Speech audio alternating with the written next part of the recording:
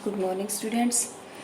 तो हमारी पिछली वीडियो में हमने निर्गुण काव्य धारा की, संत काव्य धारा की प्रमुख कवियों के बारे में कबीरदास, रैदास, नानक देव और सिंगा, इतने कवियों के बारे में हमने जाना। यानी प्रमुख 4 कवि हम पढ़ चुके थे, 4 कवियों का संक्षिप्त जीवन परिचय हम जान चुके थे।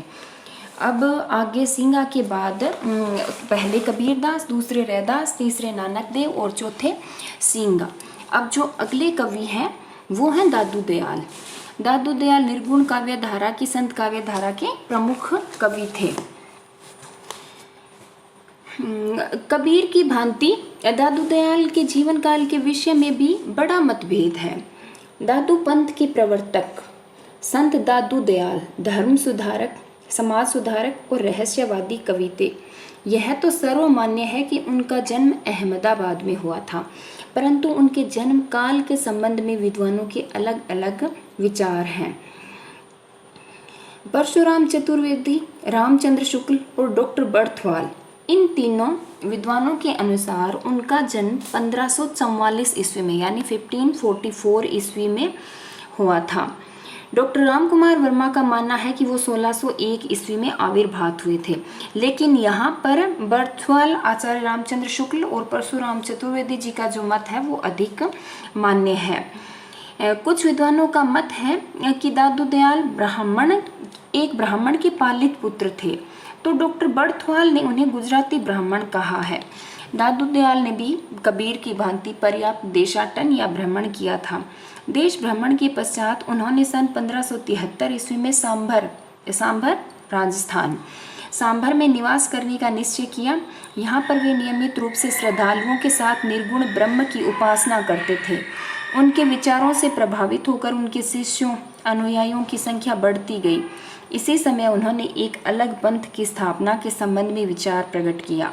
उनका सत्संग का स्थल अलख दरीबा के नाम से प्रसिद्ध था। कालांतर में इसी को दादू पंथ की संज्ञा प्राप्त हो गई। ऐसा माना जाता है कि दादू का महाप्रस्थान 1603 ईस्वी में हुआ था। अब हम आते हैं उनकी काव्य रचनाओं पर। तो उनकी जो प्रमुख काव्य रचना है या प्रमुख काव्य संग्रह है वो है अंगवधू। अंगवधू के बाद उनके जो 2 शिष्य थे, प्रसिद्ध शिष्य हुए हैं संत दास और जगन्नाथ दास। इन दोनों शिष्यों ने मिलकर उनकी रचनाओं को हरडे वाणी शीर्षक के रूप में संग्रह कर दिया। तो इस तरह से उनकी प्रमुख 2 काव्य रचनाएं हमें मिलती है। संत दादू की विचारधारा कबीर की विचारधारा से मिलती जुलती है, परंतु कहीं कहीं उन्होंने निर्गुण भक्त कवि होने पर भी ईश्वर के सगुण स्वरूप को मान्यता दी है। उन्होंने अपने काव्य में ब्रज भाषा को अपनाया है।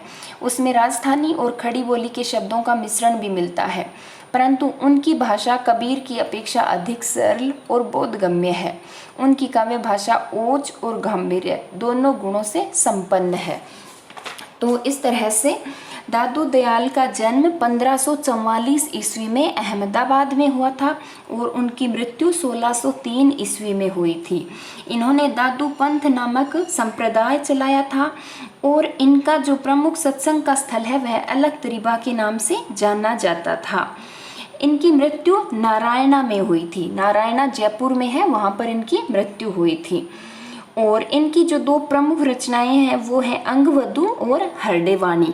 इनमें से हरडे वाणी का संकलन उनके शिष्य संत दास और जगन्नाथ दास दोनों ने मिलकर किया था। यानी हरडे वाणी जो रचना है वो रचना तो दादू दयाल की है, लेकिन उसका संकलन संत दास और जगन्नाथ दास जी द्वारा किया गया था। इनकी भाषा ब्रज भाषा थी। उसके बाद दादू दयाल के बाद निर्गुण काव्य परंपरा के संत कवियों में अगला स्थान मल्लुक दास का आता है। मल्लुक दास का जन्म 1574 ईस्वी में हुआ था और कुछ विद्वान उन्हें द्राविड़ विठल का शिष्य मानते हैं और कुछ विद्वान उन्हें कील का शिष्य मानते हैं। यानी यहाँ पर मल्लुक दास के गुरु के संबंध में विद्वानों में मतभेद है। कुछ विद्वान मल्लुक दास के गुरु कील को स्वीकार करते हैं और कुछ विद्वान मल्लुक दास के गुरु द्राविड़ विठल को स्वीकार करते हैं। उन्होंने गृहस्थ जीवन व्यतीत किया, यानी मल्लुक दास विवाहित थे और उनकी मृत्यु 1682 ईस्वी में हुई थी।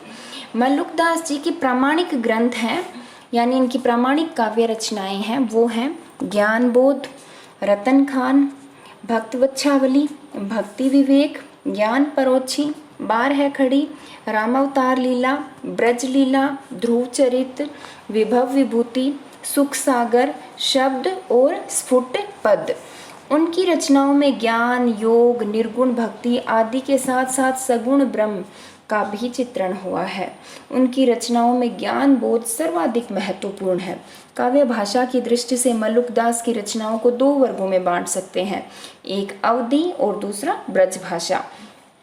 ज्ञान बोध, रतन खान और ज्ञान परोक्षी, इन तीन रचनाओं की भाषा अवधी है और बाकी सभी ग्रंथों की भाषा है वो ब्रज भाषा है।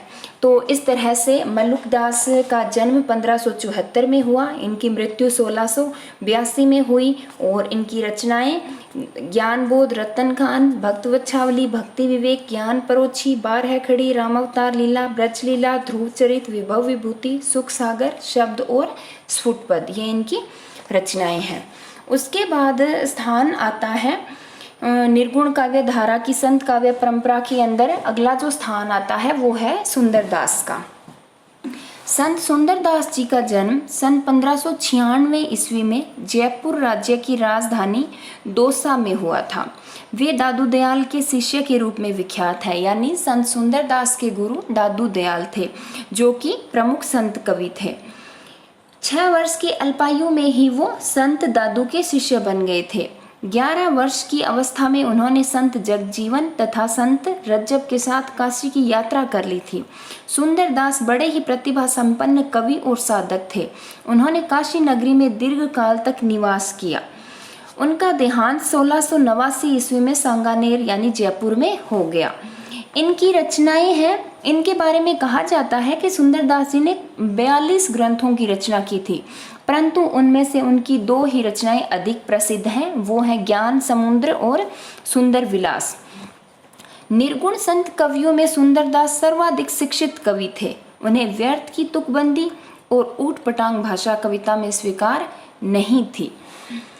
तो इस तरह से जो सुंदरदास हैं उनका जन्म 1596 ईस्वी में जयपुर के समय, जो दौसा वर्तमान दौसा है, वो उस समय के दौसा में उनका जन्म हुआ था। 1596 ईस्वी में दौसा में इनका जन्म हुआ था और इनकी मृत्यु जो है वो सांगानेर जयपुर में हुई थी 1689 ईस्वी में। और इनके गुरु का नाम दादू दयाल था और इनकी जो रचनाएं प्रसिद्ध हैं वो है ज्ञान समुद्र और सुंदर विलास। और इसके साथ साथ सुंदरदास हैं वो निर्गुण संत कवियों में सर्वाधिक शिक्षित यानी सर्वाधिक पढ़े लिखे कवि थे।